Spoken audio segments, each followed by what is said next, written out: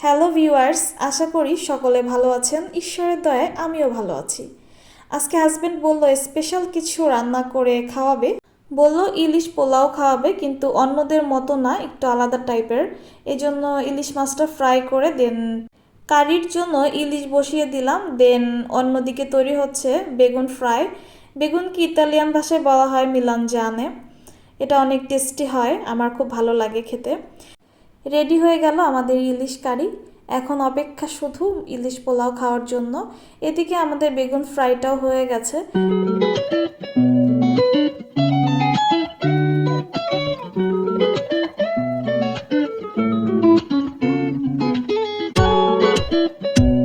পোলাও রান্না করার জন্য প্রস্তুতি চলছে। বাটার, তেজপাতা এবং কিছু গরম মশলা দিয়ে দেওয়া হয়েছে।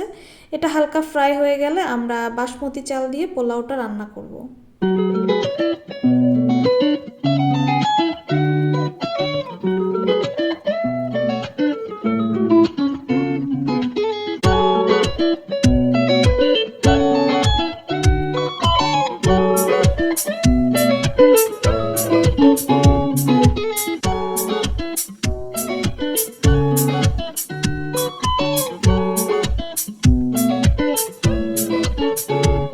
আমাদের পোলাও রান্না করা শেষ হয়ে গেছে, এখন সার্ভ করার পালা।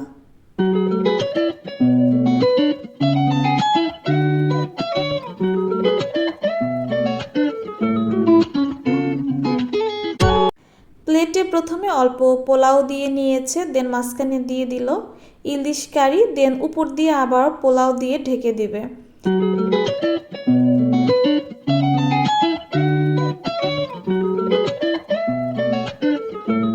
খেতে অনেক সুস্বাদু ছিল, খুবই ভালো লেগেছে।